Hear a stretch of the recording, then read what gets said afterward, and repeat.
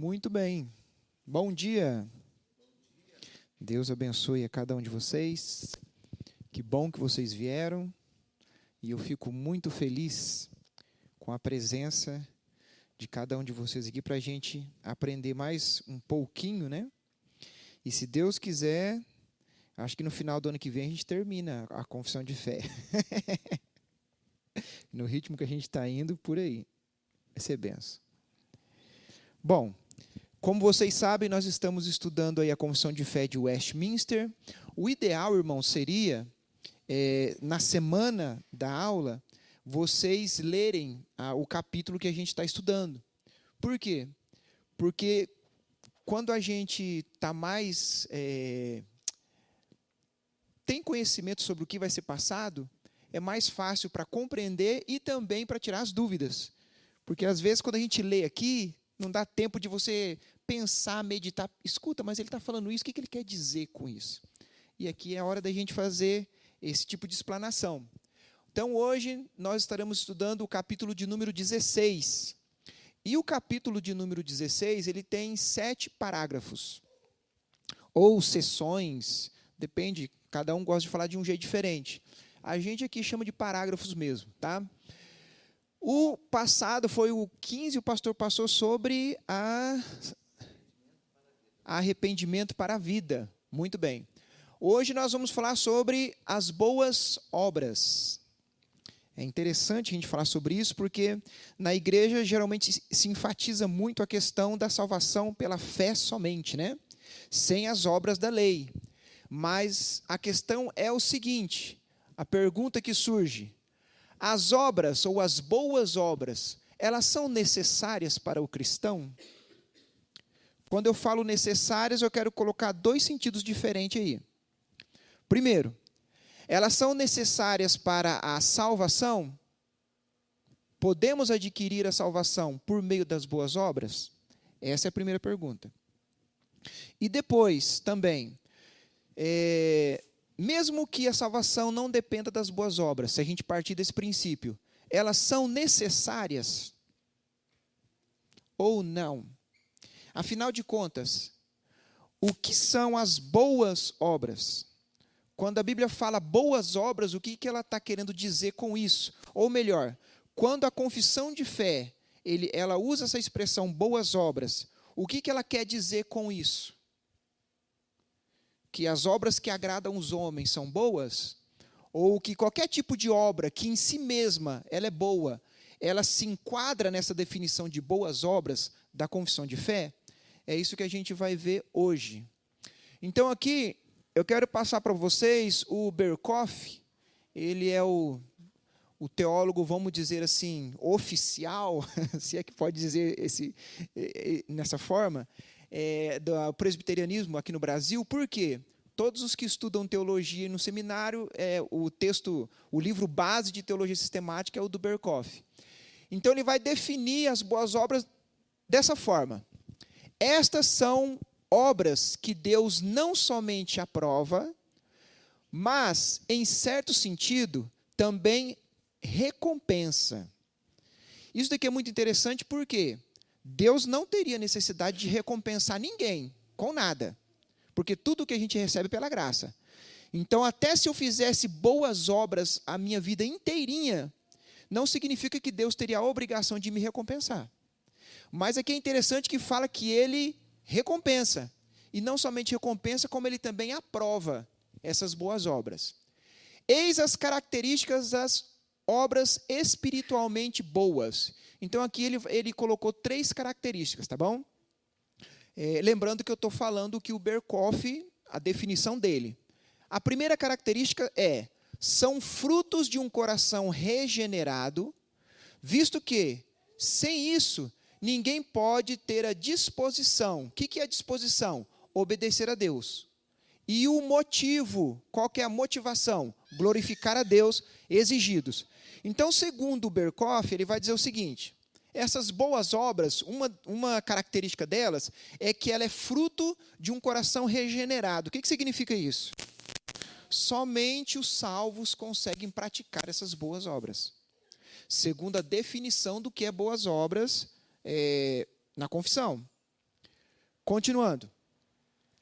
Por que só eles conseguem? Porque somente o salvo ele tem a disposição de obedecer a Deus, e também só ele tem a motivação correta das boas obras, que seria glorificar a Deus.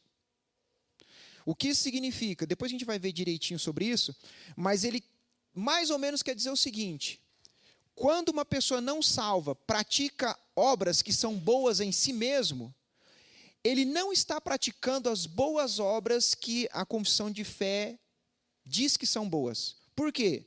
Porque o fim último da boa obra que ele pratica não é a glória de Deus. É alguma outra motivação que não é a glória de Deus. Então, se a motivação final não for a glória de Deus, ela não se enquadra nas boas obras definidas na confissão de fé. A obra é boa em si mesma, mas ela não é boa obra segundo a confissão de fé. Então, vamos continuar. Segunda definição dele, ou continuação dessa definição. Não estão apenas em externa conformidade com a lei de Deus. Ou seja, alguém pode fazer algo que a Bíblia diz que é algo bom. Um exemplo. Eu posso ajudar uma pessoa com necessidade. Isso em si mesmo é bom. Mas as boas obras é mais do que isso. Ele coloca lá, mas também são feitas em consciente obediência à vontade revelada de Deus. Isso é, porque são exigidas por Deus. Elas brotam do princípio do amor a Deus e do desejo de fazer a sua vontade. Estão conseguindo entender a definição? Para a confissão de fé e o que ela entende que seriam as boas obras, segundo o que a Bíblia diz, ela tem que ser feita por uma pessoa que ela conscientemente sabe que está obedecendo a Deus. E isso é por amor. E também, ela está fazendo isso daí porque ela tem o desejo de fazer a vontade de Deus. É por isso que essas boas obras não se enquadram a uma pessoa que ou não tem conhecimento de Deus ou não é salva. Porque a motivação dela não é a glória de Deus, é outra motivação. Então não se enquadra nessas boas obras aqui. E o terceiro aspecto dessas boas obras, seja qual for o seu objetivo, seu alvo final não é o bem-estar do homem, mas a glória de Deus, que é o supremo alvo concebível da vida humana. O que isso significa? Para ela ser considerada boas obras, segundo a confissão de fé, e a confissão de fé entende que essas são as boas obras que a Bíblia exige, quando alguém faz uma boa obra em si mesma, ela não está pensando no bem-estar da pessoa que ela está fazendo, mas ela está pensando na glória de Deus. Um exemplo, eu posso fazer uma boa ação, uma boa obra para alguém, mas quando eu faço isso, se o meu objetivo final é simplesmente o bem-estar daquela pessoa, ela não se enquadra nas boas obras bíblicas. Agora, quando eu faço, logicamente eu tenho preocupação com o bem-estar da pessoa, mas a minha preocupação última é a glória de Deus, eu faço isso para glorificar Deus, para agradar a Deus de forma consciente, aí ela se enquadra nas boas obras. Conseguiram entender a diferença? É por isso que, por causa da imagem e semelhança que o homem tem, a mulher tem em relação a Deus, ainda que com a queda ele não perdeu totalmente isso, ela foi só desconfigurada, essa pessoa ainda consegue fazer obras boas em si mesmo. Mas essas obras, porque ela não faz com o intuito de glorificar a Deus, ela não se enquadra nessas boas obras que nós vamos estudar, que segundo a confissão de fé diz que é. Vamos lá. Então, o parágrafo 1 diz o seguinte: as boas obras são somente aquelas que Deus ordena em sua santa palavra. Não as que, sem a autoridade dela, são aconselhadas pelos homens, movidos de um zelo cego ou sob qualquer outro pretexto de boa intenção. O que isso significa? Uma pessoa pode fazer uma ação, uma obra, que ele tenha talvez boa intenção em fazer, mas essa obra ela não está de acordo com a palavra de Deus. Então, ela não se enquadra. Você quer ver como que é interessante isso? Uma vez eu assisti um filme, quando eu fazia faculdade de letras, que era um clássico, eu esqueci agora o nome, mas qual que era a história? Era uma pessoa que ela tinha um amigo, e esse amigo tinha problemas mentais. O problema mental dessa pessoa era o seguinte: tudo que era um homem bem forte, altão, tudo que ele, bichinho de pelúcia, qualquer coisa, que ele pegasse, ele sentisse que ele queria acariciar, mas ele acabava estrangulando e matando. Esse era o problema dessa pessoa. O que aconteceu? Esses dois foram para uma fazenda e começaram a trabalhar ali. E tinha um fazendeiro e também tinha a filha do fazendeiro. E aí, só que ele era esse que tinha esse problema mental, era uma pessoa muito forte, o trabalho dele rendia muito. E esse outro era como se fosse um irmão para ele, não eram parentes. Mas o que aconteceu? Num determinado momento ali do filme, a cena era o seguinte: a filha do fazendeiro estava num local e ela estava chorando. E então esse que tinha problema mental chega próximo dela e começa a conversar com ela e tal, e ele meio que vai querer fazer carinho nela, ela dá um abraço nele, e daí ele abraça ela e começa a passar a mão no cabelo dela e dá esse, vamos usar a expressão popular, esse chilique, né, de querer apertar porque é fofinho e tal, e começa a estrangular a moça até o ponto de matar a moça, sem querer. Quando ele percebe que a moça morre, ele entra em desespero. E ele vai e fala isso para o amigo dele. E some. Então, o que acontece? As pessoas que são os capatazes da fazenda, junto com o fazendeiro, ele vai atrás desse homem. Antes disso, numa das cenas do filme, um dos capatazes tinha um cachorro. Mas o cachorro estava doente, ele ia morrer. Aí o pessoal começava a comentar: não, vamos sacrificar o cachorro. Não, eu não posso, eu gosto. Ele chorava e estava falando: escuta, ele nem vai sentir dor. Vai ser só um tiro na cabeça e pronto. E aí, na cena do filme, mostra o rapaz saindo com o cachorro e mostra a cena do homem, que era o dono do cachorro, chorando. E aí, passa um pouquinho, escuta o barulho do tiro. E quando dá o barulho do tiro, ele até dá um susto assim, e aí ele sabe que matou o cachorro. E aí ele falava assim: eu preferiria eu ter feito isso do que outro ter feito. O dono do cachorro fala isso. E aí o que acontece? No final da cena, o pessoal procurando, e esse amigo desse rapaz, que ele tinha problema mental, ele encontra esse rapaz. Ele estava num local que era como se fosse um lago, e ele começa a conversar com esse rapaz e aquela coisa toda. Eu sei que no final ele pega uma arma, o rapaz está de costa, ele aponta para ele e dá um tiro na cabeça dele, mata ele. Moral, qual que é o sentido do filme? Ele preferiu, por amor, olha só, para ele isso era uma boa obra. Por amor, ele preferiu matar o rapaz com um tiro na cabeça, porque ele ia sentir menos dor, porque quando o fazendeiro encontrasse, ele ia torturar e aquela coisa toda. Então o filme passava essa ideia de que essa obra de matar o amigo dele foi uma obra feita por amor, foi uma boa obra, a intenção era boa. Era fazer com que o seu amigo sentisse menos dor. Ele ia morrer de qualquer jeito, o fazendeiro iria encontrar. Mas aí entra a questão. E tem tudo a ver com isso daqui. As boas obras só são aquelas que Deus ordena em sua santa palavra. Agora vamos lá. Na palavra de Deus, Ele ordena a gente, por amor, a matar alguém? Então a ação desse rapaz no filme, de ter matado o seu melhor amigo, como se fosse um irmão, para que ele sentisse menos dor, dar um tiro na cabeça, do que deixar que o fazendeiro e os capatazes abusassem dele e torturassem ele, se enquadra biblicamente como uma boa obra? Mas o filme passava essa ideia. Irmãos, você consegue perceber como que é sutil? E eu garanto para você que muita gente que assistiu o filme, eles foram convencidos de que o que o rapaz fez foi certo.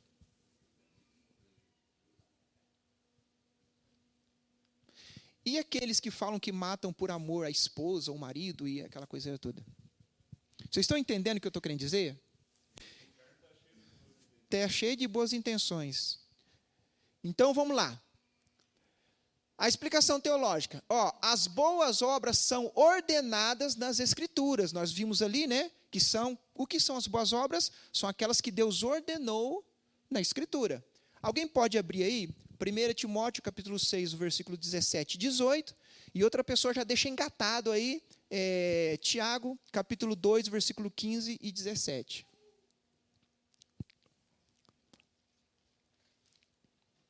que diz?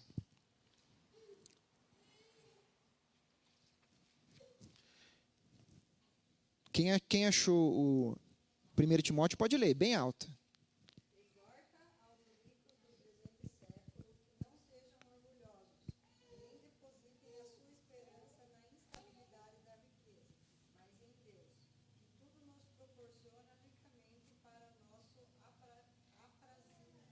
Aham.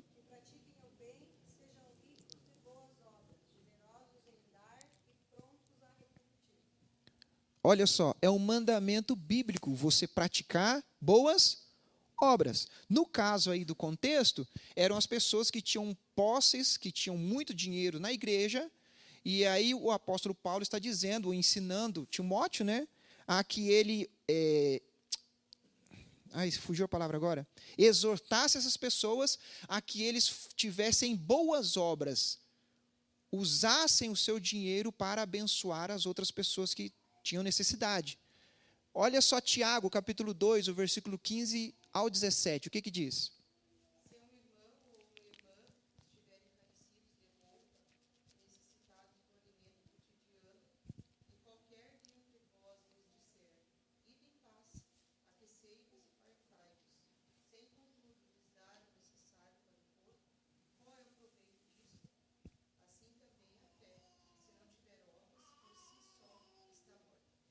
Olha só, duas coisas a gente consegue aprender em Tiago aqui.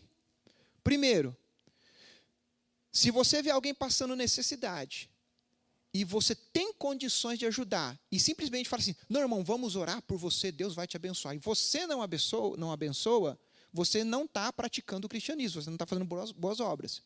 E o abençoar alguém ou fazer boas obras é uma demonstração de que a sua fé é verdadeira. Não é só de palavras.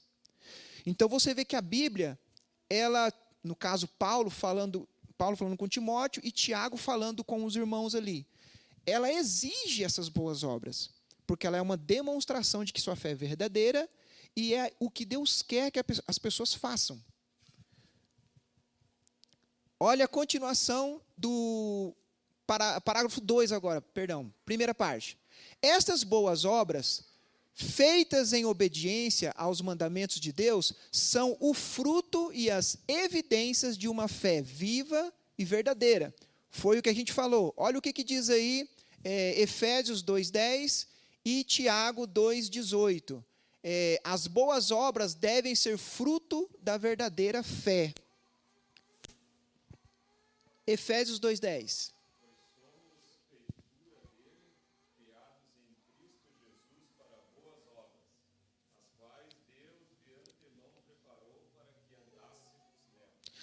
Olha só o que Paulo está falando para os irmãos que estavam na cidade de Éfeso.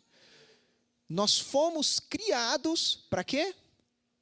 Para as boas obras. Então, irmãos, as boas obras não é algo de segunda categoria no cristianismo. As boas obras, ela evidencia a nossa fé, que ela é uma fé verdadeira. E é exigida por Deus, porque nós fomos criados para isso. O propósito da nossa existência é praticar boas obras. Para quê? Depois a gente vai ver no final, mas para a glória de Deus. Olha aí o que diz Tiago 2,18. Mas alguém pode argumentar, uns têm fé, outros têm obras. Mostre-me sua fé sem obras, e eu, pelas minhas obras, mostrarei minha fé. O que Tiago está falando aí? A fé verdadeira, ela é comprovada para as outras pessoas através das obras. Por quê?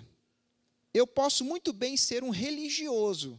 O que é ser um religioso? A religiosidade é aquela coisa mecânica que você faz rituais para querer agradar o seu Deus, não importa qual religião seja, né? Você faz rituais para isso. Você tem a teoria sobre como é esse Deus, o que ele quer e tudo isso, mas não passar disso. Agora, quando eu pratico, falando no caso do cristianismo, quando eu pratico a vontade de Deus expressa na sua palavra, eu estou demonstrando que a minha fé é verdadeira. Como assim? eu estou demonstrando que eu fui regenerado, sou uma nova criatura, e o Espírito Santo atua em mim. E ele atua de tal forma que isso vai ser demonstrado através dos meus atos, das minhas obras. Então, ela se enquadra nas boas obras. Por quê? Porque todas essas obras vão glorificar a Deus no final. E o intuito pelo qual eu as faço é justamente para isso, para glorificar a Deus. Continuando no parágrafo 2, a segunda parte, ele vai dizer o seguinte: por elas, ou seja, pelas essas boas obras, os crentes manifestam a sua gratidão, robustecem a sua confiança, edificam os seus irmãos, adornam a profissão do Evangelho, tapam a boca aos adversários e glorificam a Deus, cuja feitura são criados em Jesus Cristo para isso mesmo, a fim de que, tendo o seu fruto em santificação, tenham no fim a vida eterna. Olha só quantas coisas as boas obras ela faz.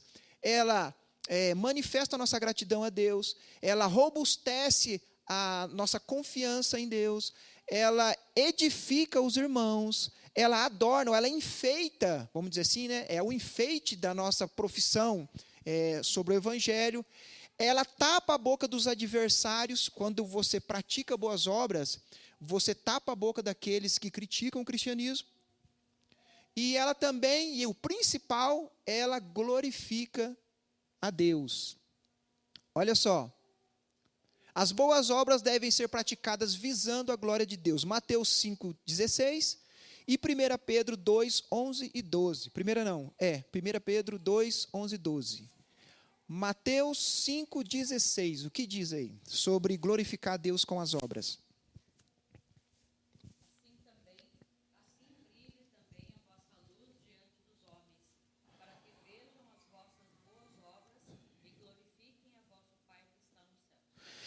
Jesus está falando aí em um tom sobre figuras, né, símbolos.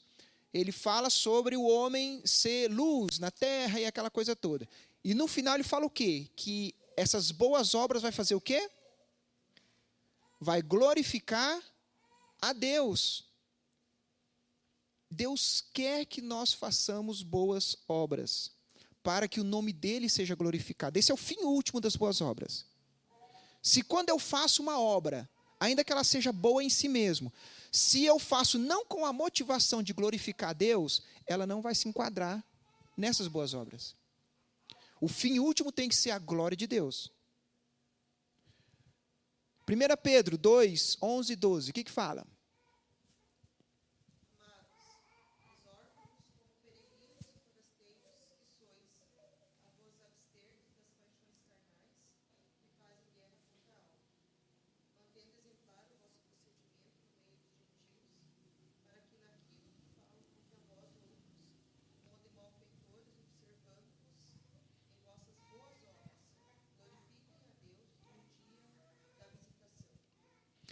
O que é que Pedro está ensinando? Que a gente tem que fazer boas obras para que os ímpios, quando eles olham, eles vão glorificar a Deus por essas boas obras que nós fazemos. Ou seja, as boas obras, o fim último dela é a glória de Deus. E no parágrafo 3, o poder de fazer boas obras não é de modo algum dos próprios fiéis. Olha só, presta atenção. Mas provém inteiramente do Espírito de Cristo. O Espírito de Cristo é sinônimo de Espírito Santo.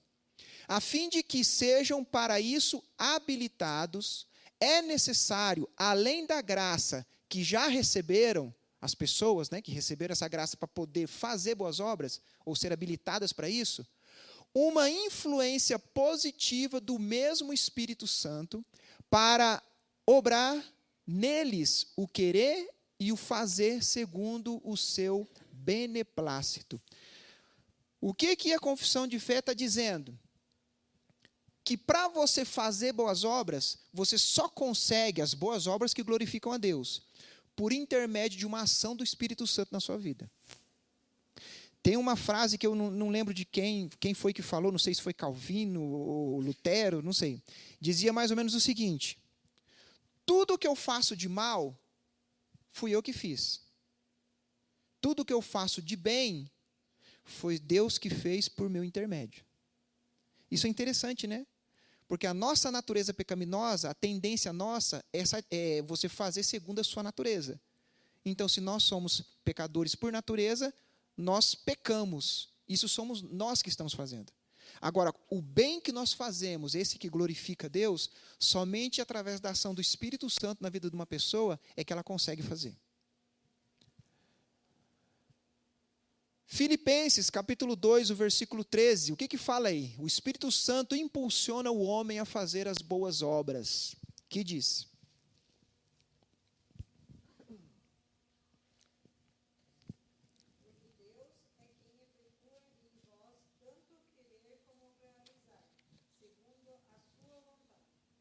Quem é que efetua na gente tanto querer como realizar? Deus. Ou seja, é o Espírito Santo que te motiva, que toca no seu coração, para você querer agradar a Deus e fazer a vontade dEle. E não somente isso, Ele te habilita a realizar. Porque se você for sincero, quantas vezes você quis agradar a Deus, mas isso não passou da tua mente?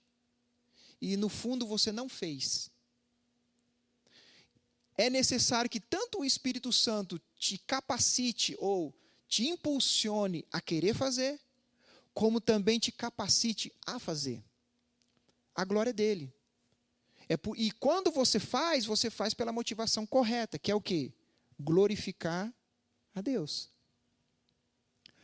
Parágrafo 3, a segunda parte diz o seguinte: contudo, ainda que é o Espírito Santo que te motiva, é o Espírito Santo que faz com que você faça, contudo, não devem por isso tornar-se negligentes as pessoas, como se não fossem obrigados a cumprir qualquer dever, senão quando movidos especialmente pelo Espírito, mas devem esforçar-se por estimular a graça de Deus que há neles. Irmãos, esse parágrafo é incrível, ele demonstra tanto a soberania de Deus, quanto a responsabilidade humana. É Deus que vai te dar a motivação e Ele que vai te levar a fazer. Mas isso é obrigação tua, na sua consciência, se esforçar para querer fazer. Você é responsabilizado por esses atos. É dever do homem não ser negligente nas boas obras. Hebreus capítulo 6, do versículo 10 ao 12. O que fala?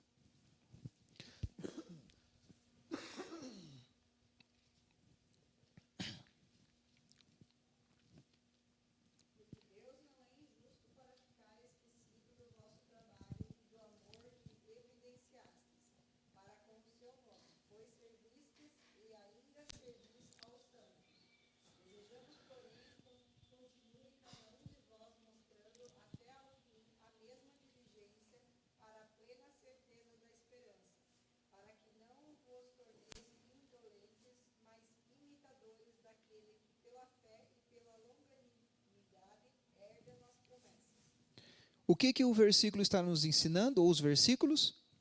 Para a gente não ser o quê? Negligente. O apóstolo aí, ou o escritor de Hebreus, ele está incentivando, busquem, se esforcem, não sejam indolentes, façam a vontade de Deus. Boas obras não é somente em relação ao próximo, tá? É em relação a Deus também, é fazer a vontade dele. Então a Bíblia, ela nos diz que se não é pelo Espírito Santo, nós naturalmente não vamos fazer boas obras, essas que glorificam a Deus. Mas ela exige e ela nos exorta a nós nos esforçarmos para fazer essas boas obras. Soberania de Deus, responsabilidade humana. É um mistério que ninguém consegue explicar, né? Deus é soberano, mas nós somos responsáveis pelos nossos atos também. Capítulo 4, olha o que diz.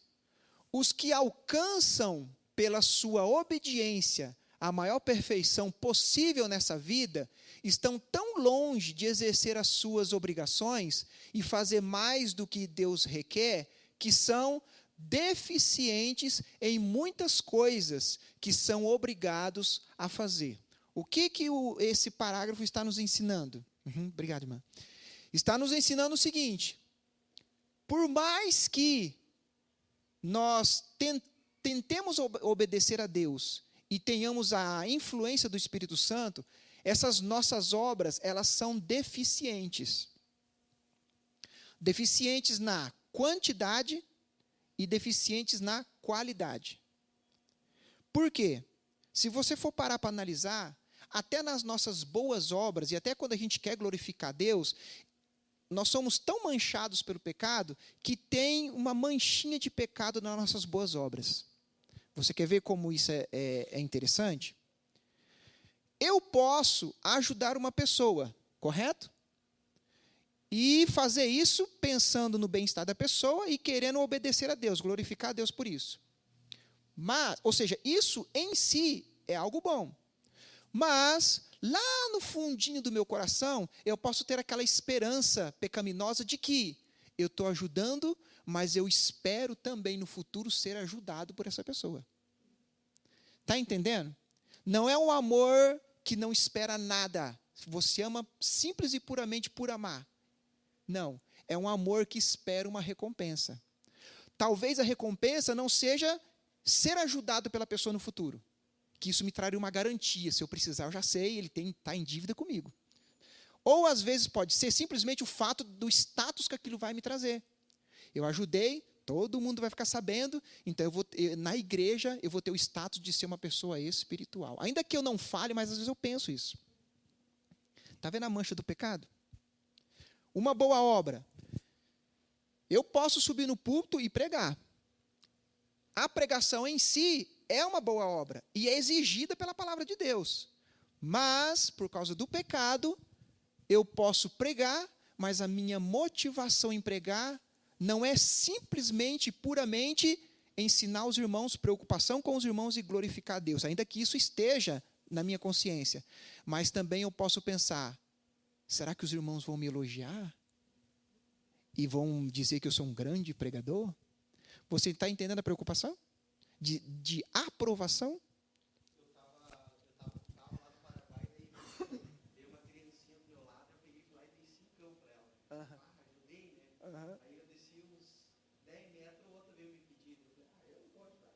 Eu já pensei, putz, daí que eu ajudei, né? Ajudei uma e a outra disse não.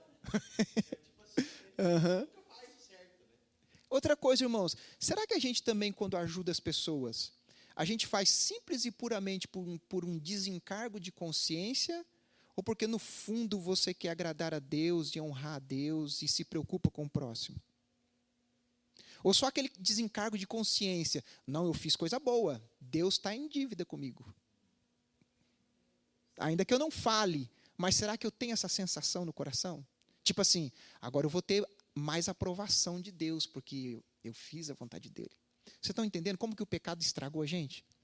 É isso. Elas são deficientes. E Deus sabe disso. E mesmo assim ele leva em consideração. Nessa vida somos falhos nas boas obras. Vamos lá, Lucas capítulo 17, versículo 10.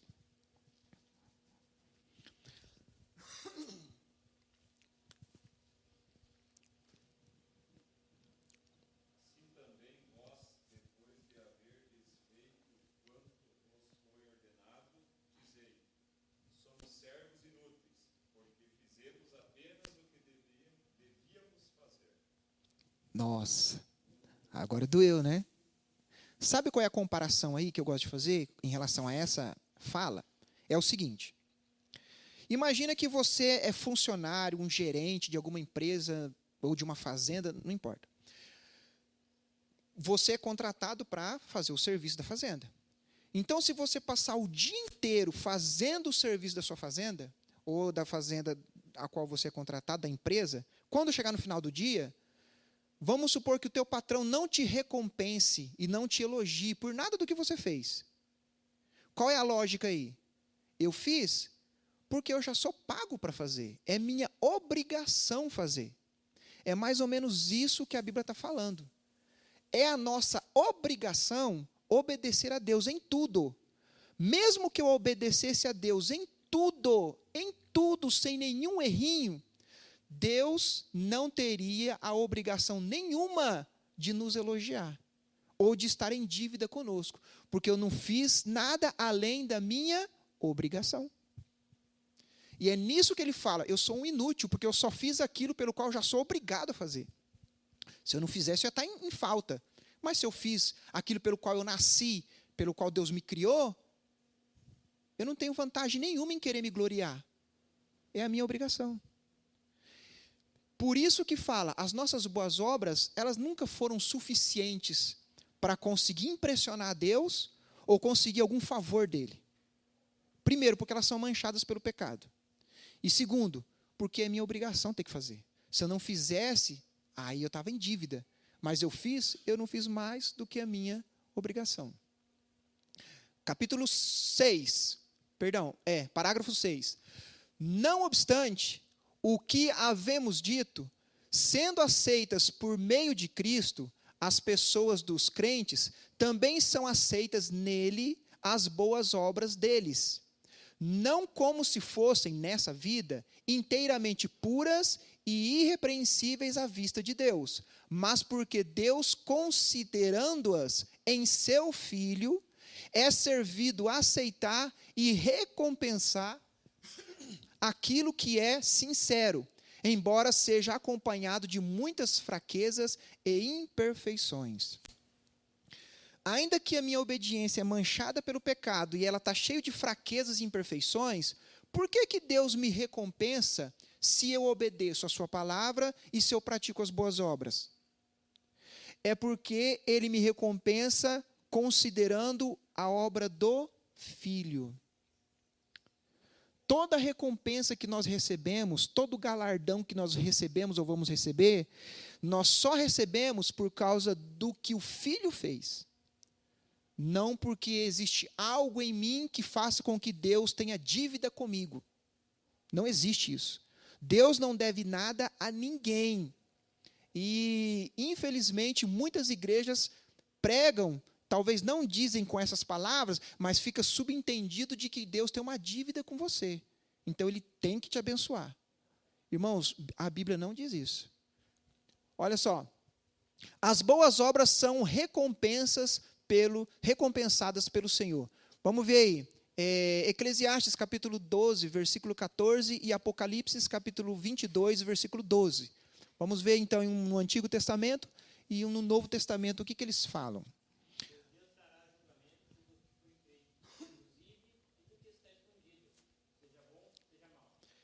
Deus vai trazer a julgamento tudo que foi feito, seja bom, seja mal. Algo que foi feito oculto ou algo que foi feito às claras. O que foi bom dá a impressão de que vai ser recompensado, não é isso? Mas por que é recompensado? Somente por causa de Cristo. Não porque aquela boa obra ela é perfeita em si mesma. Apocalipse, capítulo 22, versículo 12. O que diz?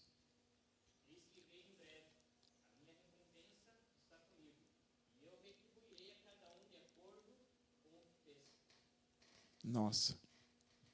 Deus vai te retribuir segundo o que você fez. Aí fica... Estava conversando com o pastor agora de manhã, aí fica aquela questão. A salvação são pelas obras? Sim. Mas pelas obras de quem? De Cristo. O galardão é por causa das obras? Sim. Mas por causa das obras de quem? De Cristo.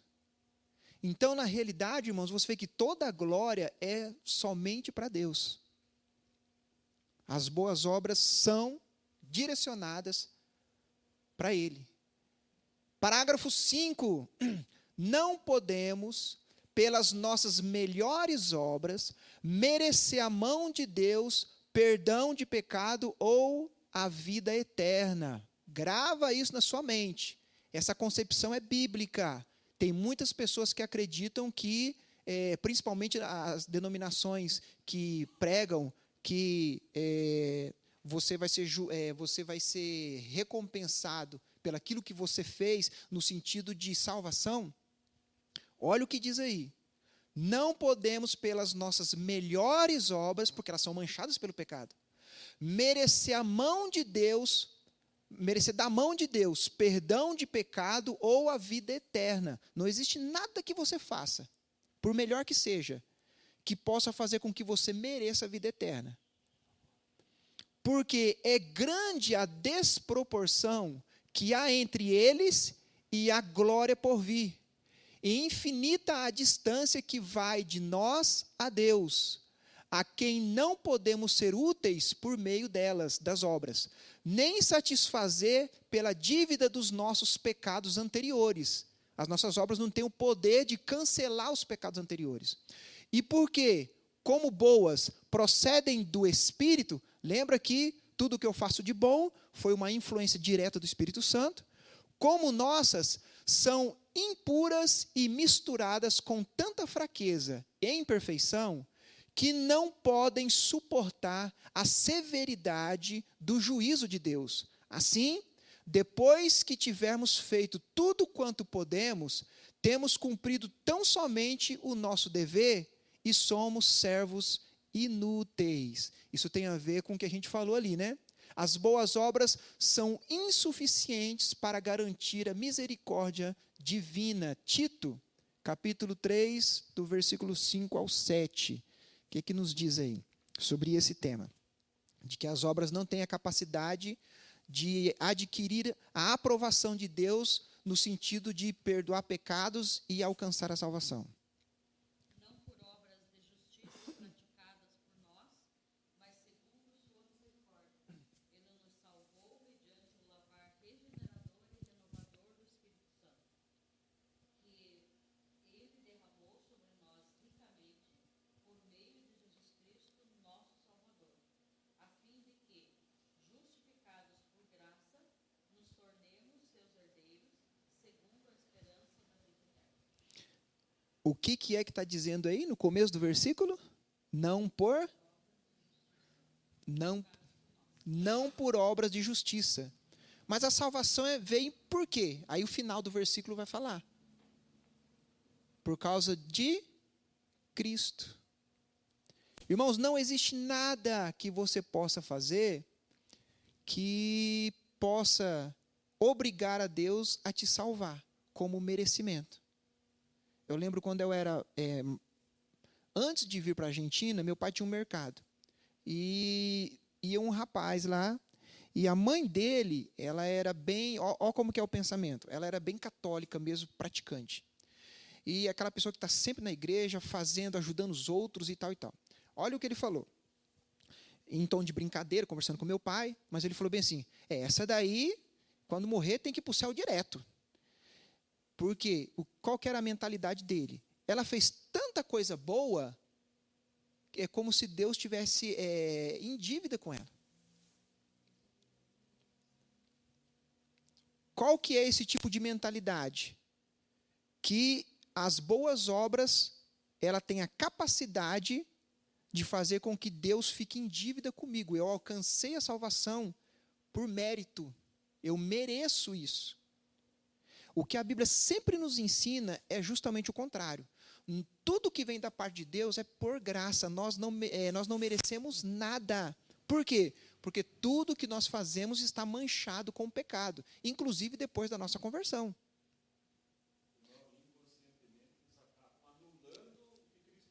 Sim.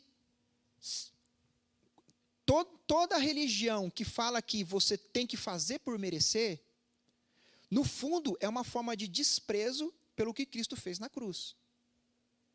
A pessoa não vai dizer isso com a boca de forma consciente, mas inconscientemente, é isso que acontece. Você está querendo dizer o seguinte, a cruz de Cristo não é suficiente. Eu tenho que fazer algo mais para conseguir adquirir o favor de Deus. Só a cruz não é suficiente. Irmãos, aí, infelizmente, existem muitas igrejas evangélicas que insinuam isso. Eles não vão dizer isso, mas nas entrelinhas fica subentendido isso. Seria mais ou menos assim. Quando a pessoa exige que você obedeça a Deus, porque se você não fizer isso, você não vai ser salvo. Por trás dessa frase, ela é um pouco ambígua, né? Mas por trás dessa frase tem esse entendimento, que eu tenho que fazer para merecer. Só a cruz de Cristo e só a fé nele não é o suficiente.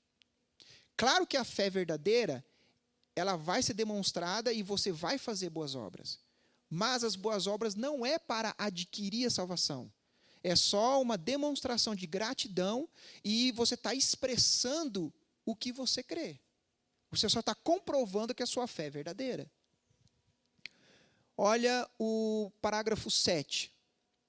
As obras feitas pelos não regenerados, lembra que no parágrafo 5, eu não sei se eu já passei aqui, acho que eu vou passar ainda. Vamos lá, 7.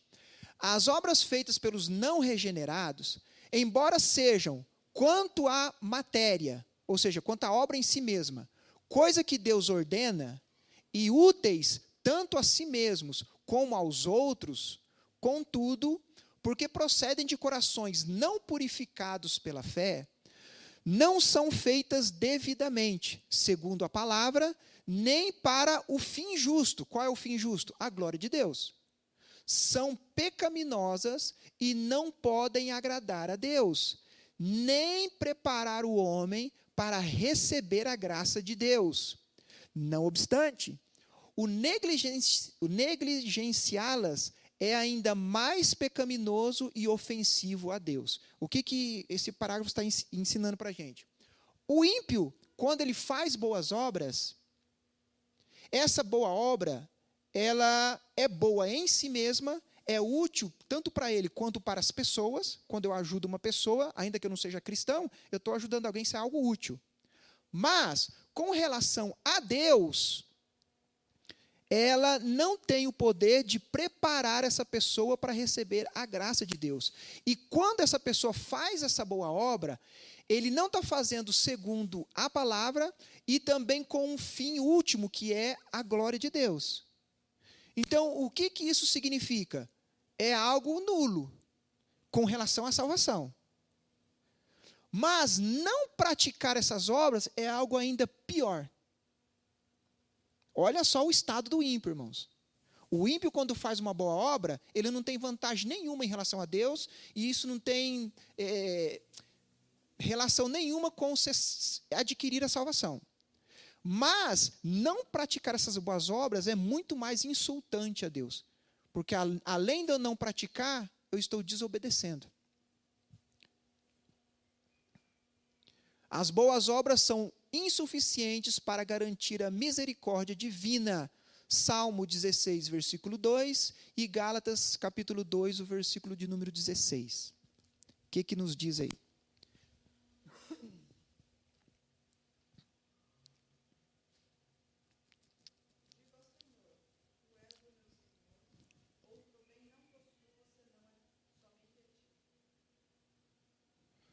Salmo 16, 2?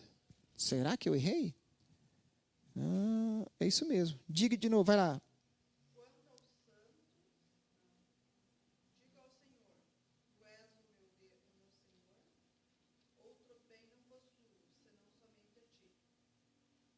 Tá, eu acho que eu errei o versículo. Vai então aí em Gálatas 2,16. Na hora de digitar, acho que eu errei.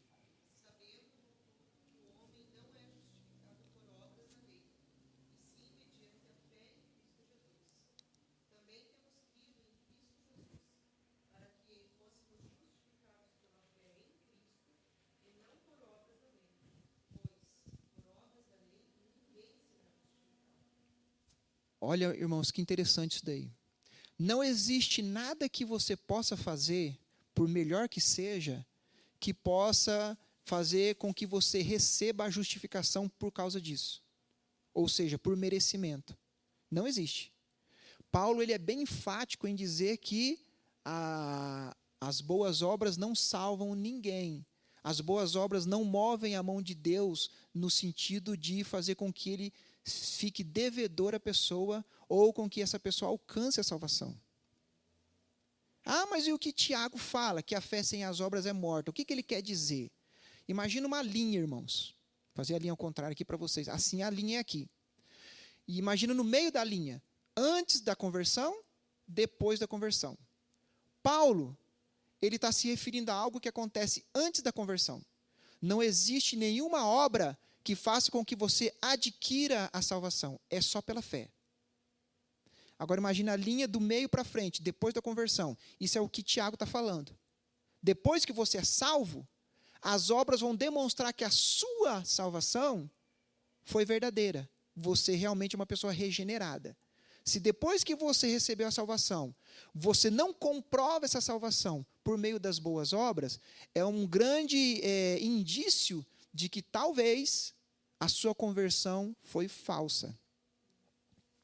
É só algo da boca para fora. E aí está o perigo. Qual é o perigo? Existem muitas pessoas que se ancoram na teologia reformada para dizer o seguinte: eu sou salvo, não importa o que eu faça, eu não vou perder a minha salvação.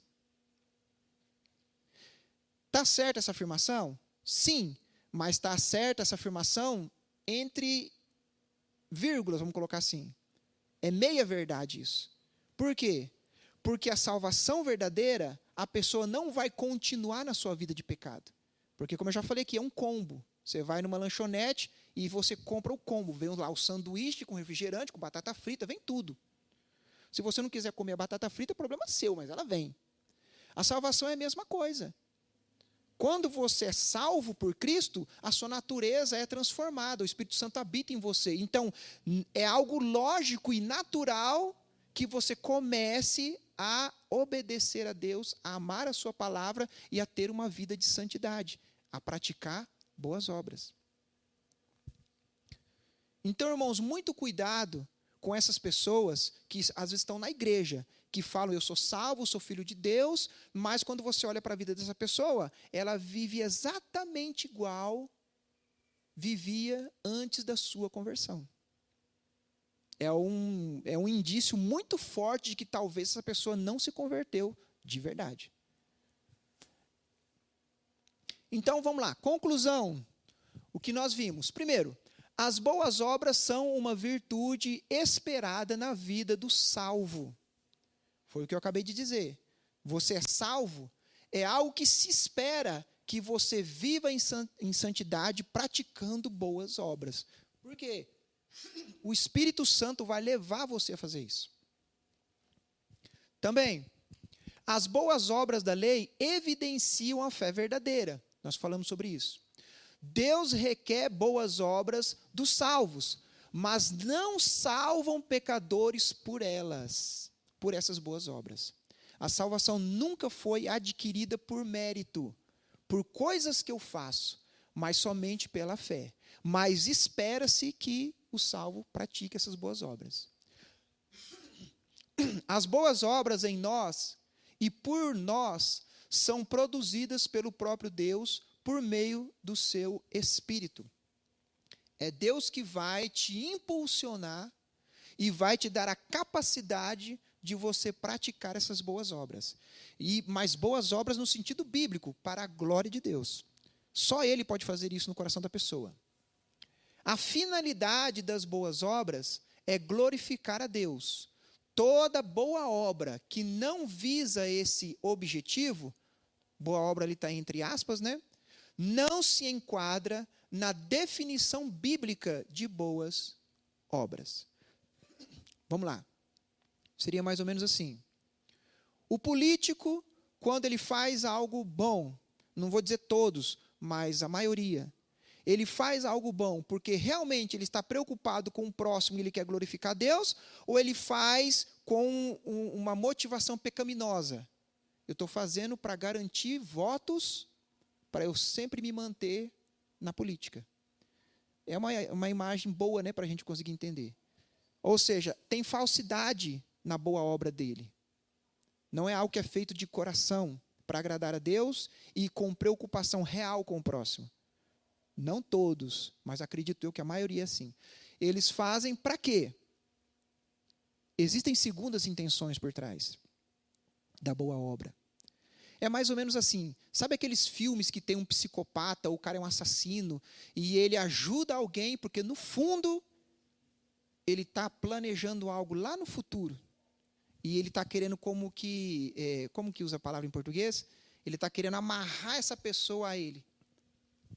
Ou seja, ele fez com o intuito totalmente pecaminoso. A obra que ele fez em si, talvez é até boa, ajudou aquela pessoa em alguma coisa. Mas a motivação é totalmente pecaminosa. Ajudei, esperando uma recompensa lá na frente, ou para poder amarrar essa pessoa a mim, e eu poder depois abusar dessa pessoa, porque ela vai ter uma dívida de gratidão para comigo. Irmãos, então, boas obras bíblicas sempre é isso. Primeiro, você vai se preocupar com o próximo, mas a finalidade última é a glória de Deus. Agora, vamos pensar um pouquinho. Eu já terminei aqui, só estou esperando. O pessoal tem classe? Tá. É hora de tirar as dúvidas agora. Fala, pastor.